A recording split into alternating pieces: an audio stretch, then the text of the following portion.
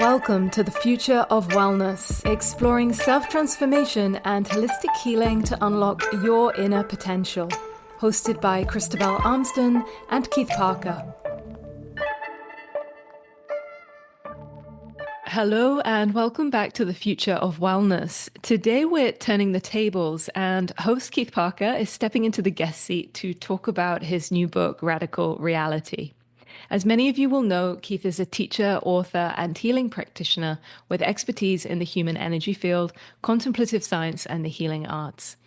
Initially, Keith used meditation as a vehicle to understand and refine subtle states of consciousness. Over the following decade, he studied movement, breathwork, bodywork, energy work, and other disparate disciplines. During this intensive period, Keith had a series of breakthrough experiences which enabled him to see the aura with remarkable clarity. Keith founded Field Dynamics in 2018 to help individuals with their personal growth and as a platform to exemplify the potential of energy healing. His first book, Radical Reality, How Seeing the Aura Reveals Who and What We Are, has just been published and is an exploration of how the human energy field informs our understanding of the mind-body connection, consciousness, and reality itself. Welcome, Keith. It's a pleasure to have you in the guest seat today. I am very excited to be here. Congratulations on the publishing of your book. The book dives into some really powerful ideas about consciousness, perception, and the nature of healing. Let's start at the beginning. What inspired you to write Radical Reality? Did you always intend to write a book and to tell your story? Okay, truth be told, I don't think that I ever was so excited about writing a book in the sense that I have never seen myself as an author, although this format, writing long form content, is the way in which I felt obligated, that it was my duty, that it was really important, that I put myself out there in this transparent way and told my story. Because my story is an unusual one. It kind of meanders down the pathway of inner work, seeking, etc., and wound up bringing me into contact with many things that were extremely surprising to me, and which resulted in why the aura, for instance, is so central to the book. Kind of seeing into reality maybe more deeply than I ever would have imagined, and I wanted to share that story so that people could, spend a few hours, 3.5 hours, or whatever it takes to read the thing, to spend time hearing about an individual's journey, and then also to have a kind of conceptual framework couched in spiritual tradition and scientific language to make sense of it. So it's fair to say the book blends insights, concepts, and interwoven in that is your personal experience. Yeah, that's the format of the book. It's kind of part A, part B, part A, part B. And what I do is I tell a story, that's the memoir part. And then all along the way, at certain points, I ask certain questions. So deep dive into things about like the role of beliefs, and then what is the scientific paradigm, and things like what are advanced states of meditation, what is craniosacral therapy, different things that related to the different kind of progressions as my story moved along. So the title itself is compelling, Radical Reality. Can you break down what you mean by that? There are a lot of features that everything kind of builds. It's like a crescendo in a sense, because the personal story, there's a trajectory that has a crescendo, if you will, but also the insights also do. And I try and kind of piece together this model of reality that's quite radically different than the one we presume it to be. So I'll mention three primary ideas in it, and maybe we'll wind up going into them more later on. One is this idea of multidimensionality. Multidimensionality meaning lots of dimensions. It doesn't mean, you're really funny and kind of dimensions. It means literally how reality is structured. And multidimensionality is something that's very fascinating. It has been documented and talked about through the ancient traditions, like the yogis, that chakras are really an insight into different dimensions. And then what we see in contemporary scientific language is what we're discovering, that cutting edge neuroscience is proving that the brain doesn't interface or map onto just three dimensions of length, width, and height, but in fact, our brains are working in these different higher dimensional geometric interfaces or templates. And that's really, really interesting, but they're talking about the same thing. And I piece those together in that to paint a picture of this multidimensional reality we're living in. And in a certain sense, that has to do with bridging from physical into energetic domains, into these higher dimensions. Another key thing is interconnectivity. So, interconnectivity is something that we can think about, like how are we connected? But once you kind of get into the world of the aura and how energy healing works, for example, we see that how we're connected is not limited by space. We're actually much more deeply connected, and the universe itself is constructed in a much more profound and hyper-connected way than we tend to think. And this is a real paradigm shift. It's a radical re-envisioning of our connectivity. In science, you can pull up ideas like holographic reality and things to start to consider these principles. And then there's one other one I'll mention now, which is the centrality of consciousness. What role does consciousness play in reality? So we have a materialist reductionist paradigm at the moment that says everything is just physical, and in that model, consciousness is an after effect of physical stuff. My own direct experience, and I'm kind of just confirming or validating my opinion in concert with really all the great spiritual traditions of the world, in that it seems as though actually consciousness is the singularity, is the unifying feature of all of reality, and that actually is the substrate from which mind and body and time and space and everything we see actually emerges. I think one of the important things about this book is that it highlights how you yourself started as a skeptic, if you will. And I'd love you to share a little more on that, because I think this relates to who might be interested in reading this book, given what you've just outlined. Yeah, that is really important. So, I grew up really interested in consciousness, but I wasn't interested in spirituality or religion or anything like that. I just didn't, those words are actually a little bit off-putting to me. And up through my 20s, up into my late 20s, I was very interested in studying evolutionary biology. I was very much kind of an adherent um, to the scientific paradigm and materialism. And I really thought that what science was or is the truth, and that science could answer everything, and that was the replacement for the religious and spiritual traditions in the world. In the long run, science would replace those things. And that was a very naive viewpoint. And what happened is because of my own suffering, my own discontent with the life that I was living, more not on paper, but more so like internally, my emotions, my sense of self, was what drove me to do this inner journey. I started to meditate all the time. I started to practice yoga all the time. I became really kind of obsessed and fixated on enlightenment and understanding who and what I was.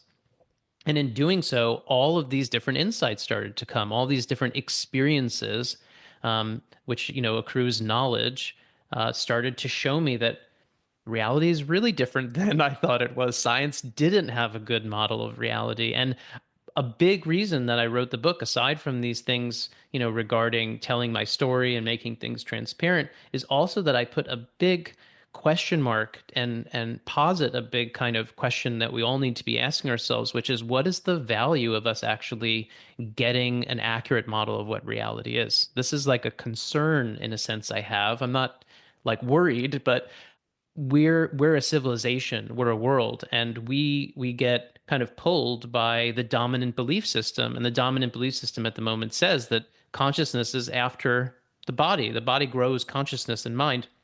My experience is that that's just not true. And all spiritual traditions, again, more or less, when you at least read between the lines and or read it explicitly, says that's not true. It's consciousness first. It's a consciousness-based universe and reality. And that's a different paradigm. That's a radical shift in thinking. And I really try and give people this intimate journey in which I discovered that myself, and then try and put that back to them and say, what do you think about this question? One of the core themes in the book is shifting our perception of reality. And can you talk a little about why you feel our perception is so limited and how we might begin to expand it?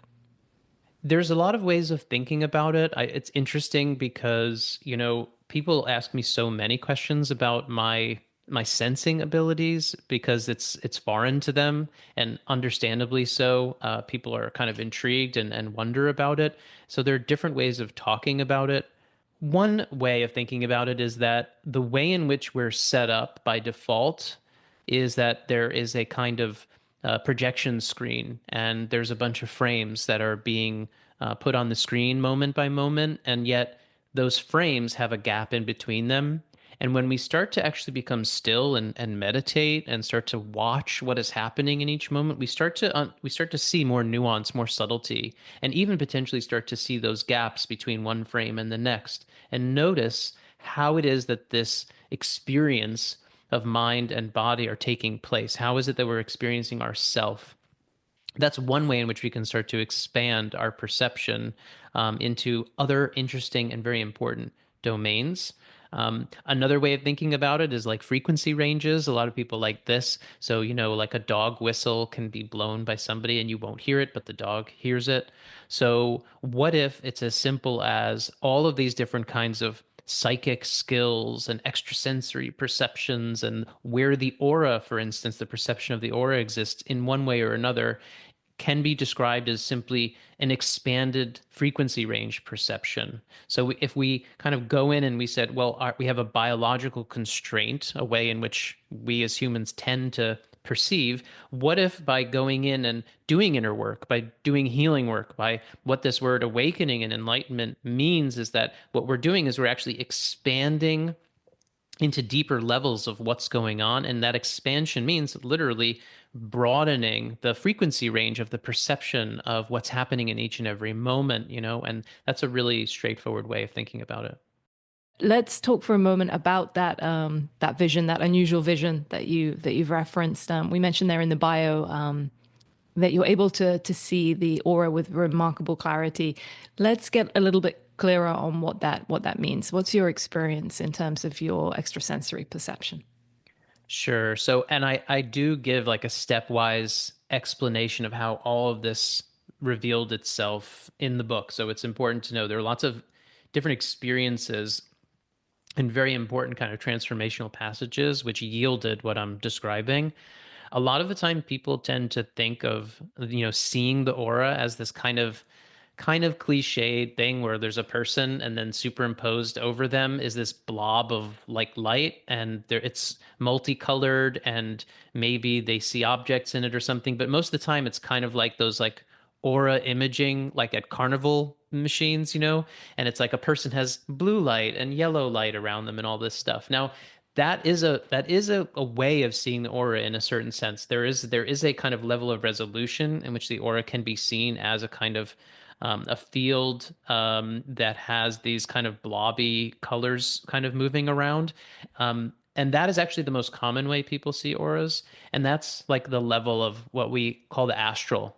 We do this at Field Dynamics, as you know very well. But it's a certain kind of level of perception. As we're talking about expanding the frequency range, it's like the first level past the physical.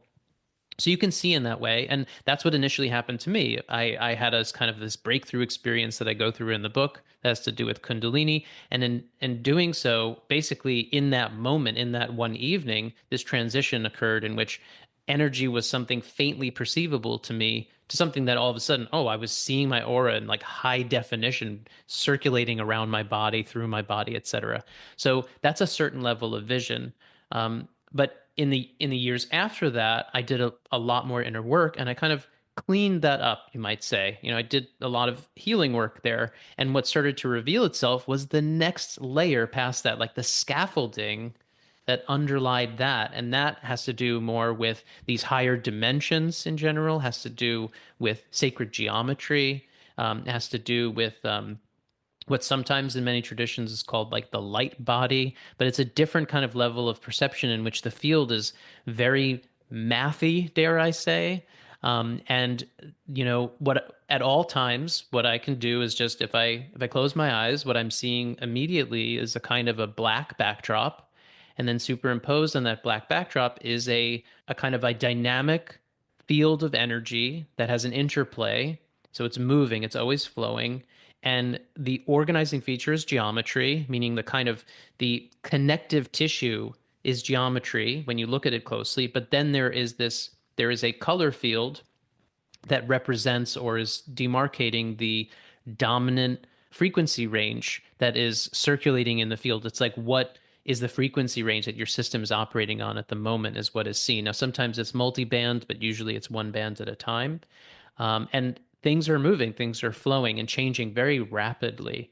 And so this is what I see all the time. It is a particular level of perception of the field. I'm not alone. People have talked about this a bunch of times in history, certainly. Again, this is definitely where what the yogis were seeing in order to create these maps of chakras that we know of now. This is the kind of thing I'm talking about. And importantly, just to mention, is that what is making this field of energy move in a particular way is our thoughts, our emotions, and our kind of present moment stillness and centeredness. And that's the big insight that's applicable to everybody. Let's say you were to close your eyes and observe a person with an emotion such as anger moving through them. How would that overlay or read to you with this particular vision through the subtle anatomy? Right. So there'll be multiple kind of sensory channels open to me when I'm interacting with somebody. The vision is the thing that is most unusual and like rare and also pronounced in my experience. So that's why I kind of lead with that. So it's important to highlight that. So let's say somebody, like you said, is having an emotion of anger. We're doing a session or I'm interacting with them in a very clear way.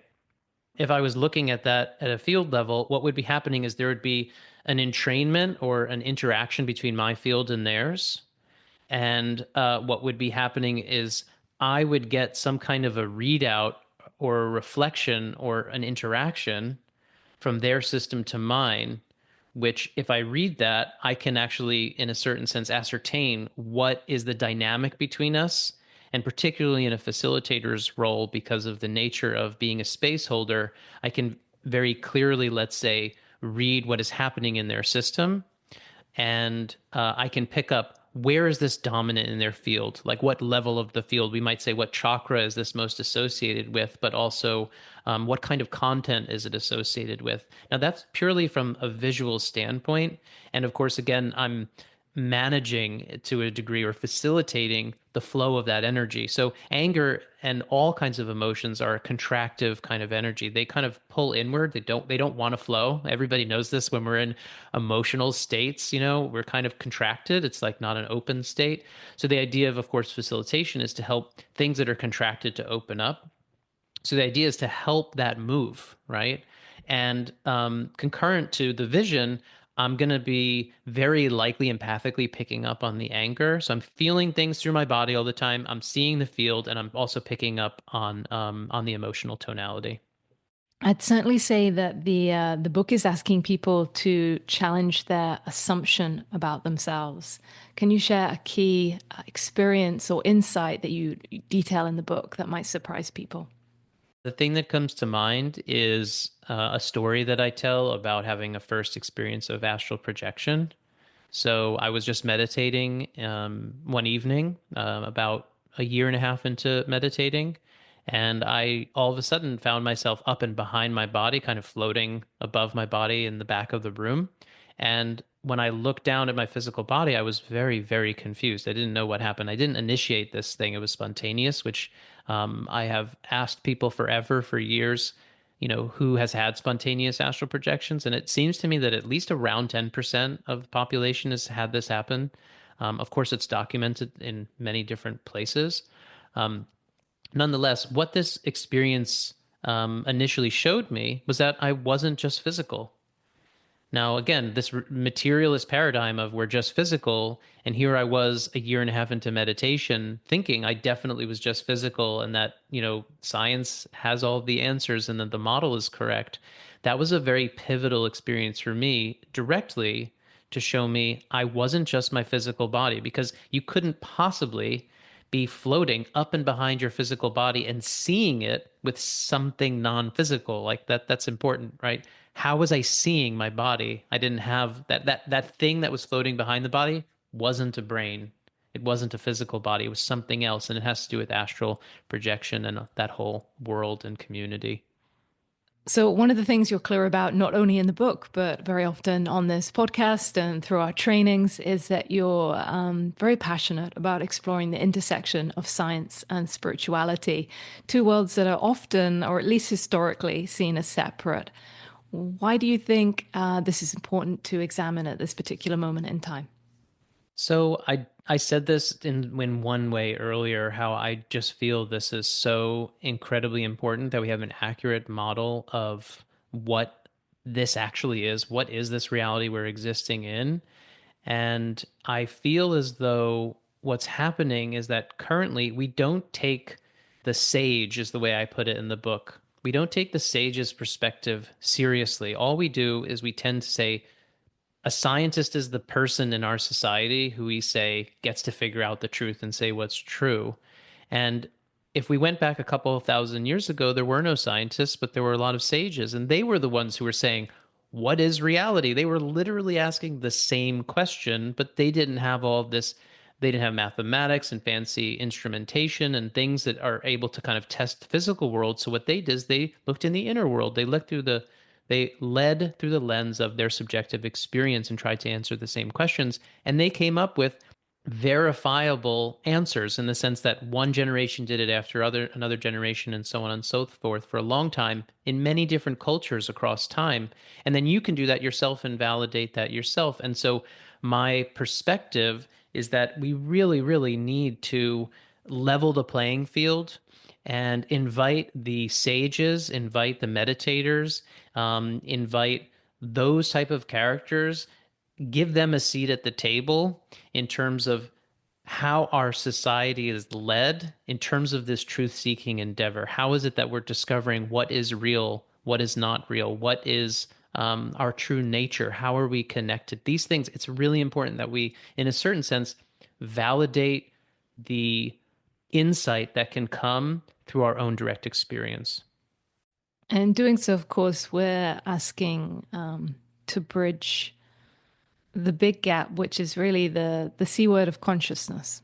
Yes, I make a joke in the book that says you can't say the C word in science, and that C word is consciousness because the scientific model cannot account for consciousness in any particularly helpful or useful way. It's called sometimes like a hard problem.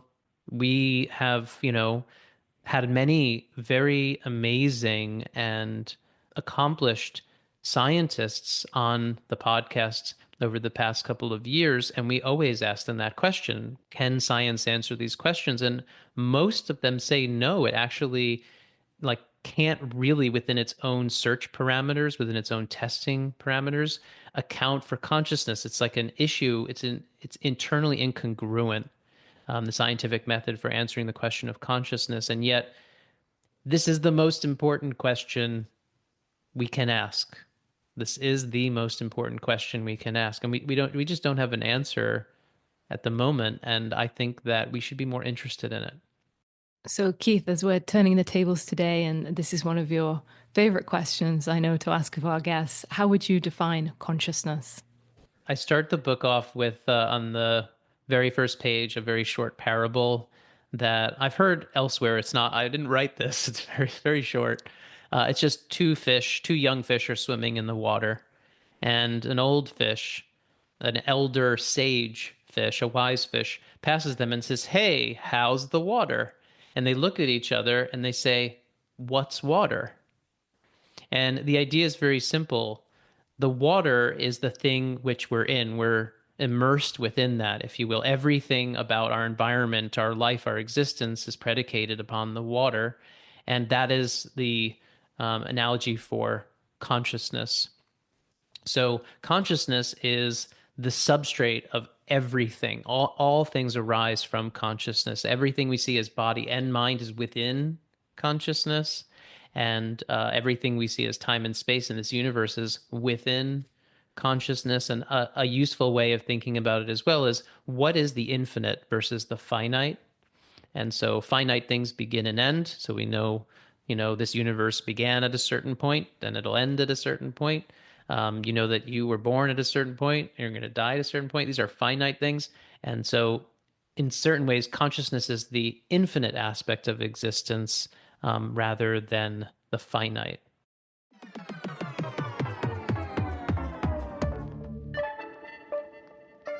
A brief pause to thank you for listening to this episode. If you're looking to take the next step in your transformation, find out how we can support you with our popular energy healing training, one-to-one private sessions, free resources, and more. Visit energyfielddynamics.com to learn more.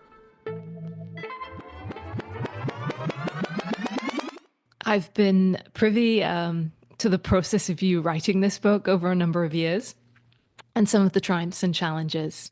One of these challenges relates to a topic you've spoken about a little previously in terms of how you've had difficulty seeing big ideas through to completion, right, in your life experience. I know you've worked with this theme in relation to the idea of birth trauma.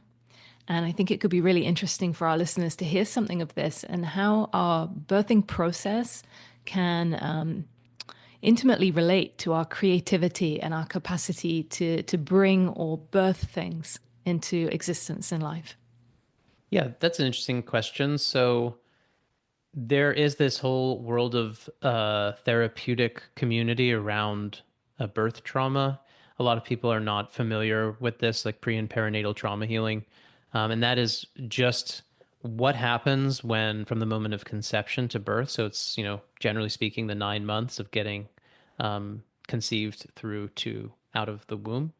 And this has very significant effects on us. And there's kind of like, you can think of it as the pattern that is put into play in that process often has a certain kind of imprinting or memory within our overall construction that often plays itself out, often recapitulates in our life after being born. And so for me, I had a very tough birth. It was an emergency C-section.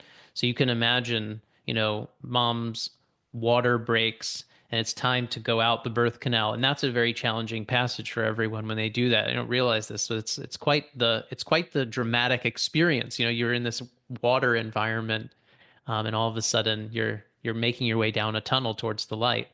So what happened to me is that was a very prolonged experience, and I was actually pushed back in and then taken out through the belly. And so that idea, of course, that psychologically and even somatically, there's something imprinted in me that kind of gave this message that when you're trying to do big things, like maybe the beginning goes as planned, but it's really hard to see it through to completion. And so my own psychological profile throughout my life, particularly before I started doing inner work and kind of starting to improve upon this significantly, was that I had lots of big ideas and lots of projects started creatively. But it was very hard for me to see them through to completion in general, especially the bigger the project, the more intense the aversion was to actually going from the birth of it to the completion of it. So I had this definitely with writing the book.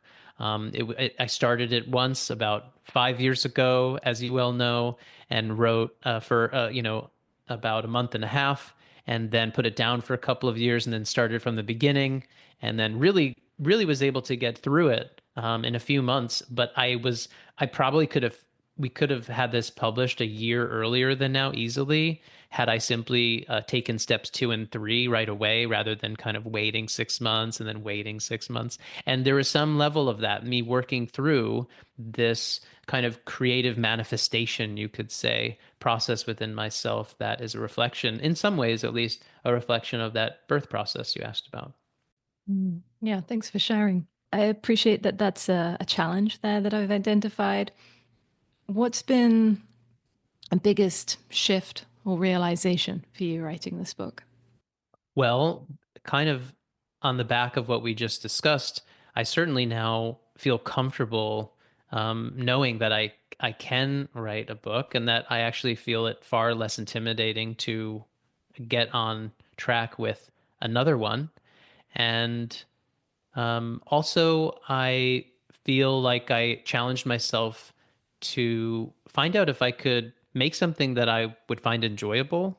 So the writing of it was pretty enjoyable. And as I see how it came out and the initial feedback we're getting from people who've read it, is that it does seem to be something that people are enjoying reading. And I tried to do that. I tried to make it conversational and intimate and very like we're sitting next to one another and I'm telling you a story rather than an overly formal book, something that is something that you can really kind of get into a character. And I don't know. I feel like there's more to come because of this success. How do you feel that your work with field dynamics in the last 5 years might have shaped the insights shared in radical reality? We've been honored to teach over a dozen plus long-term trainings in the last 5 years, doing incredibly powerful, in-depth work with some incredible, very committed individuals.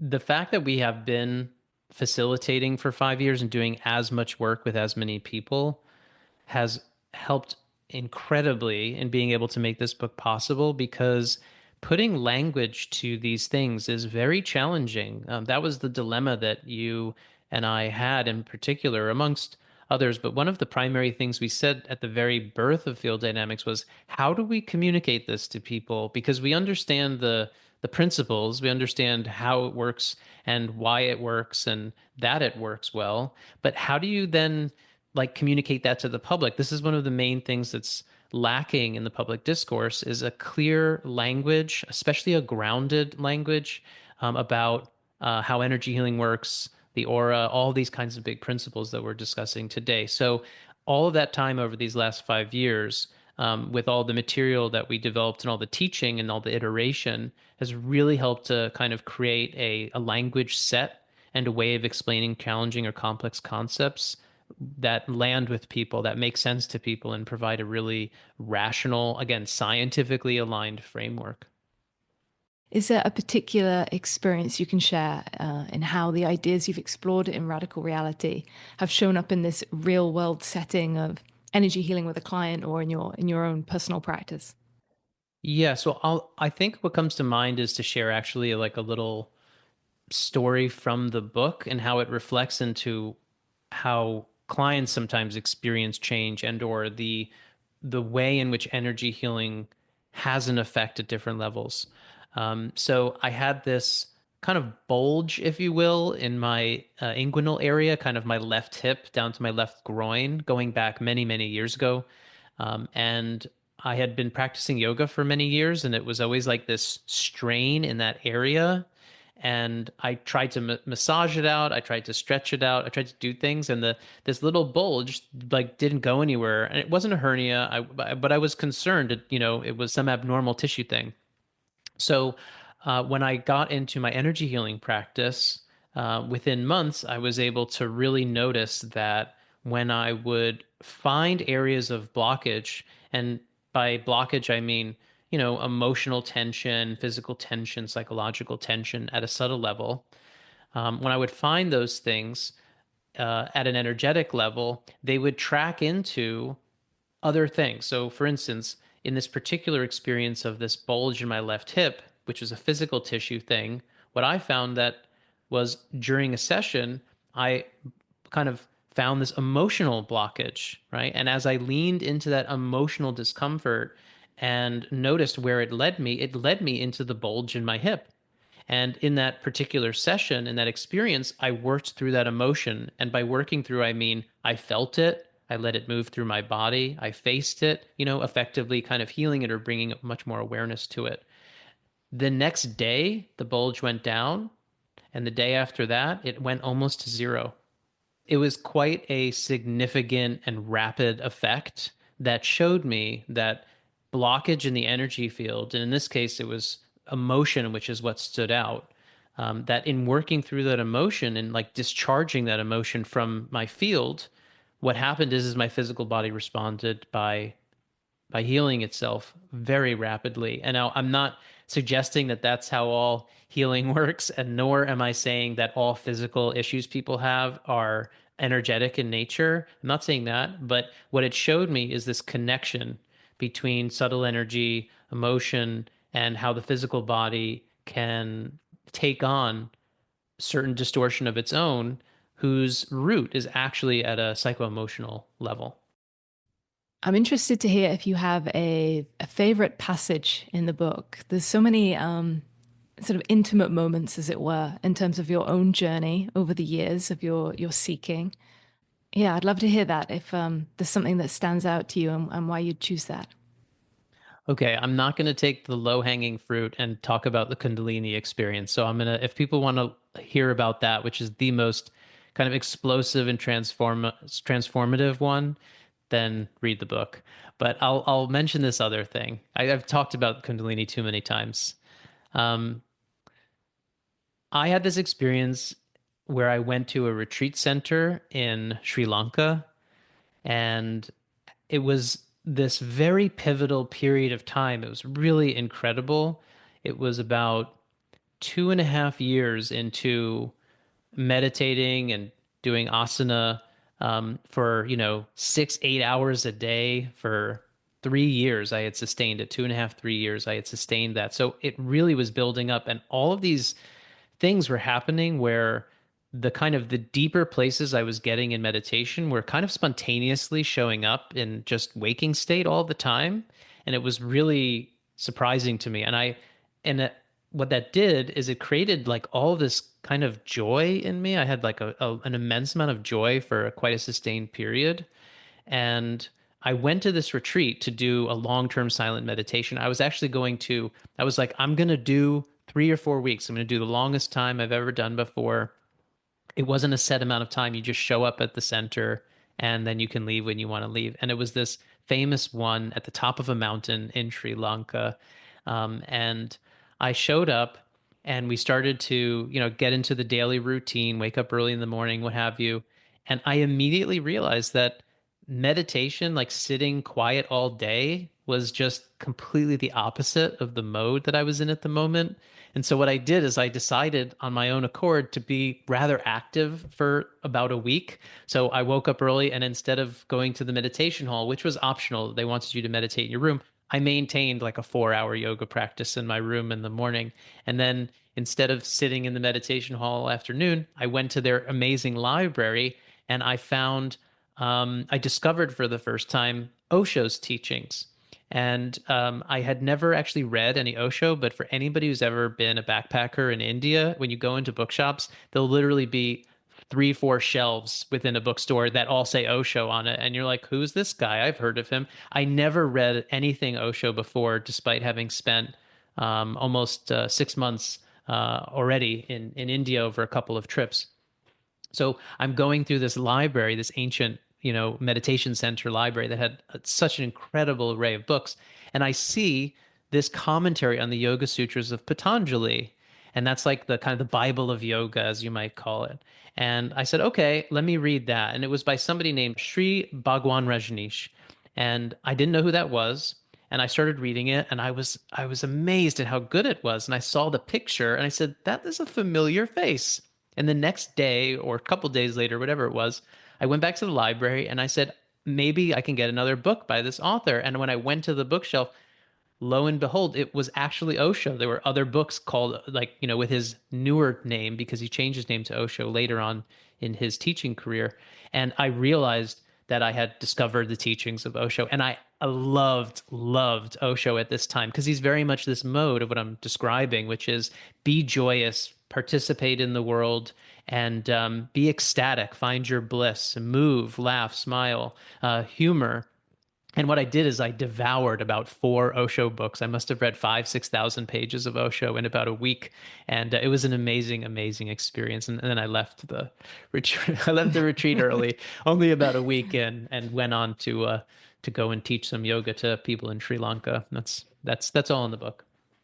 Something that you explored in the book quite intimately is your own experience of making sense of transpersonal experience. And I just wondered if you could share something on that in terms of this phenomena that's quite contentious to some people of past lives. Right. So after a kind of big opening, the Kundalini event, which is kind of in the center of the book in a sense, what that did is that's when I really opened up into these energetic domains in just a really intense way where it wasn't like philosophy anymore. It was just what things were. And I started to have these spontaneous memories of being other people in other times and places. And they were kind of past life memories. And I document about three of these in the book. And they're very intriguing, particularly the first one, for example, where I saw myself as like a medieval, like knight or something along those lines.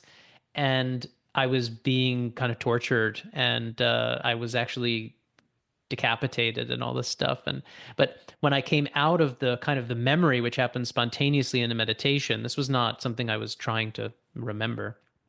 When I came out of it, I sensed a kind of a presence or some interaction taking place, and I asked what the name of this being was, and I was given a name that I had never heard before, and then I looked it up, and it turns out that it's an angel from the Egyptian tradition, the angel of death, in fact.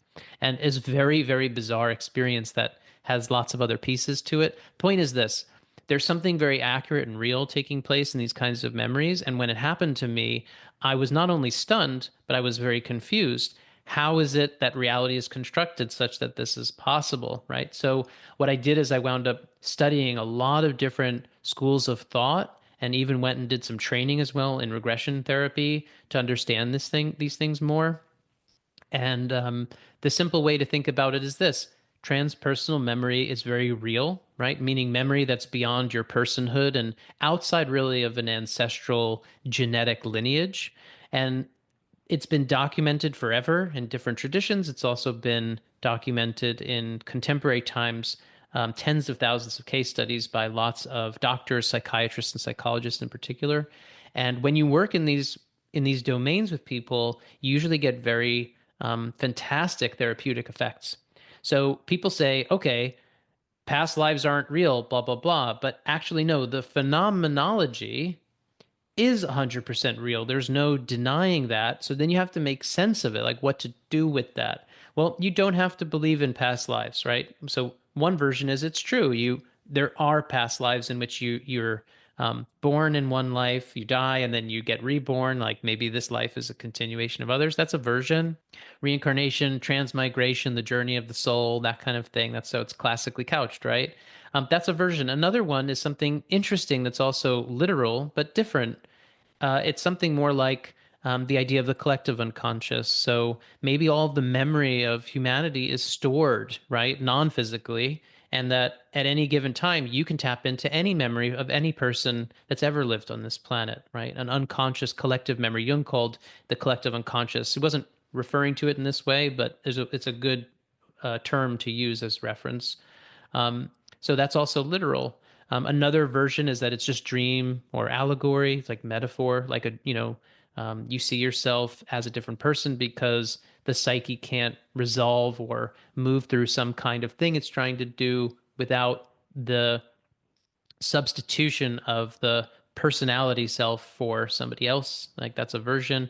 And yet one more that I do go through this in the book, yet one more interesting version is genetics, that it's all stored in our genetic code somehow. Now that may imply like ancestry of sorts or lineage. So in that sense, it is like a mechanical passing on from generation to generation, but genetics may hold way more information than we could possibly fathom. And that is a real potential of genetic code. But yeah, those are some ways of thinking about the transpersonal. People get excited about this topic that, because it is fascinating. I was absolutely fixated on this for a couple of years because of how crazy the experiences were to me. Honestly, they were crazy. And again, I describe a number of those passages in the book.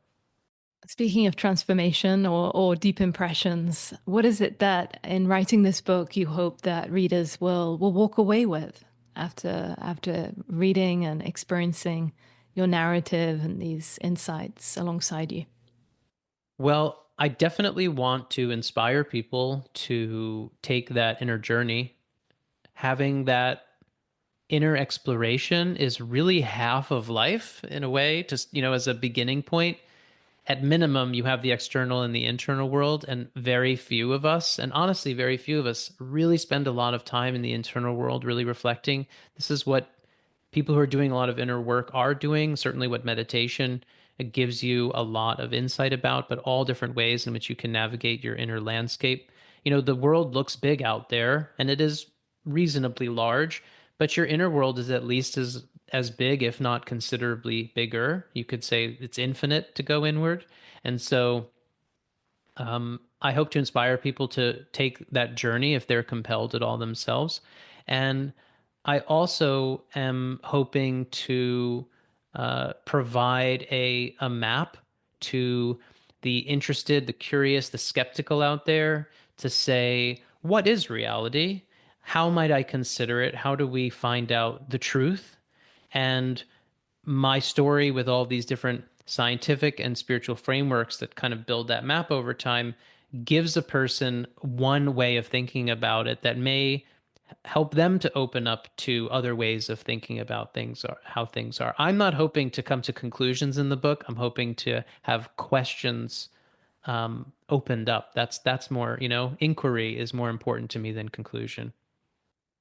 So it feels apt to take this opportunity for us to speak a little about a joint venture. You mentioned possible future publications. Whereas founders of Field Dynamics, we're looking to explore a textbook for the contemporary energy healer, a Bible, if you will, to our way of mapping and working with the human energy field, the subtle anatomy, energy healing as a powerful technique. What is it you'd like to share about that? We have built up like must be 350 pages of work in the EHT program, and with the extended material, over 400 pages of material. We have the core to make a like an industry standard textbook is the way we've been talking about it for a couple of years now. We refer people in our courses to Barbara Brennan's book, The Hands Right, of Hands of Light, Light. and that was a really seminal book in the world of energy healing. And the thing is it remains to be so. It's been out since around 1990. I think first publication might have actually been late 80s or early 90s. It's been around for quite a while, and it still really is the best reference for the structure of the aura and energy healing in general. We have taken our own or created, let's say, a model that based on many, many models, and of course our own experience as the primary. And we think that there is an opportunity to really advance the dialogue and understanding of the human aura and how energy healing works in this kind of textbook level book that you're describing that we know will be a big endeavor to take on. But I think seems like the next project, don't you think? It seems like the next project indeed. Yeah, 1987, Hands of Light was first published. That's something I grew up with on the bookshelves at home, in fact. I was fortunate enough for that to be the case. And it's a very exciting project and opportunity to take some of what, as you said, we've identified through the field dynamics training manuals and through our explorations over this past 7 years together, and to really try and put something out there at the forefront of this in a clear, precise language that I think, as you shared with your intentions for radical reality, allows us to have a working model and framework, something that opens the doors, more doors open, rather than reaching conclusions so much as to present exciting possible frameworks and dynamics to really help engender and bring along this conversation, this dialogue around frameworks of reality and what this human energy field and subtle anatomy system is all about and how that has implications for us in day-to-day life, right? Relationships, health, well-being, energetic communication, and all of the encompassing factors of living a healthy and vibrant life. One of the big potential places of insight, advancement, and understanding that humanity has available is actually to understand what the aura is, because auras are real. As again, this is not like a scientific thing at the moment, even though we talk to enough people in science and they can measure and validate all these effects from different healing modalities and energy potentials related to the aura. They know that it exists in a scientifically measurable or scientifically significant way, but the complete picture is just not there yet. It's really not, and for various reasons. And I go into that in the book, reasons that I think are stumbling blocks to understand this more fully. It's because it's very, very complex and multi layered.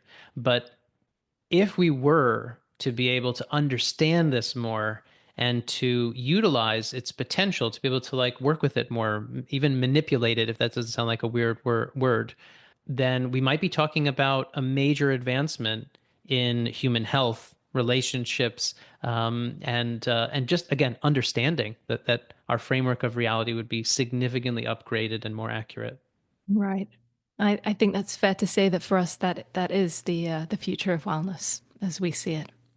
Absolutely. What a paradigm shift if we were to be able to start working with vibrational medicine more. The idea, the principle, of course, in holistic medicine is always that the root and cause of disease fundamentally is something psycho-emotional and not physical. Now, that doesn't mean each and every single time, but when you work with holistic medicine and the person says, "Oh, my hip hurts," right? The question isn't only, well, show me where it is physically and let's just attend to it physically. It's what's happening emotionally, what's happening psychologically, etc. And in our case, we're focusing on the energetic component. And what we're saying is that the energetic component is what the structure of the psycho-emotional stuff is. So we're getting to something more concrete about what mind and emotion is. And potentially, if we understood this more and could manipulate it, like we're, again, using that word softly, maybe these things that are happening physically can be really, really different in terms of how we treat them, how we understand them, how we attend to them, and even how we prevent physical disease and illness happening in the first place. Really exciting opportunities for health span, for longevity, and most importantly, I say health span, this idea of quality of life during years lived. We always we always sign off with what's coming up for you, right? So what's happening for field dynamics going forward? What's happening for you personally?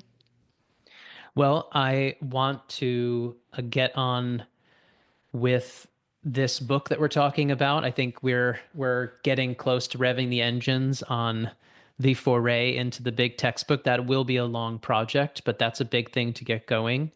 And in the meantime, field dynamics keeps evolving and growing, and we're actually considering what this year looks like in terms of the calendar. We've discussed actually some new ideas and new formats for what we have been doing for the last 5 years. So I'm going to keep that hush hush at the moment because there are no announcements.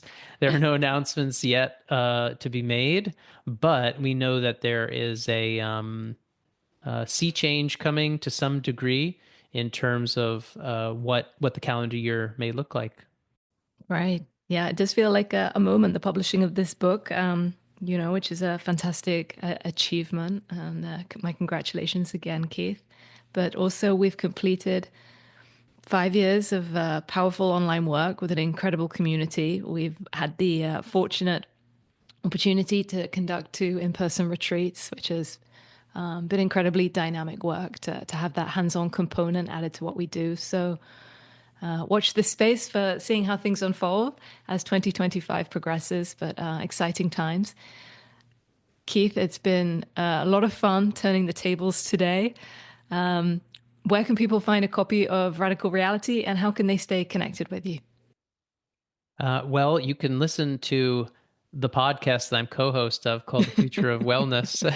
I should say, just in closing, that Crystal, you've been absolutely key in helping this book to ever come to its existence, into existence. So I want to thank you for that, and would not have published it without your help and guidance. So in terms of finding us, I think people know they can check out our website at energyfielddynamics.com. The book is on Amazon in an ebook and a paperback version. So whatever floats your boat. A lot of people seem to like the paperback. I guess we do like things physically to exist still.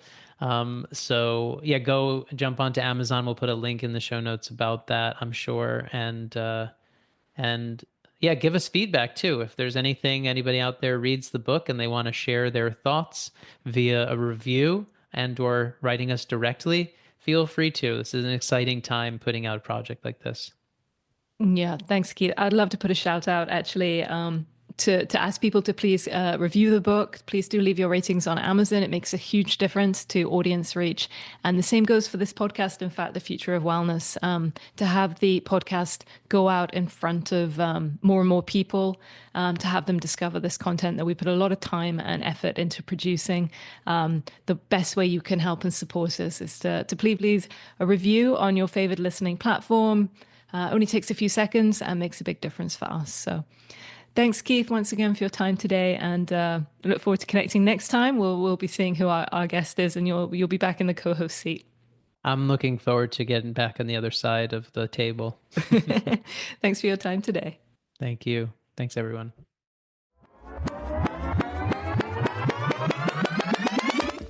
Thanks for being a part of The Future of Wellness. Be sure to subscribe and leave a review. It helps us reach more people and to make great episodes like this one.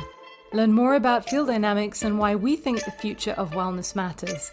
Check us out at energyfielddynamics.com. See you next time.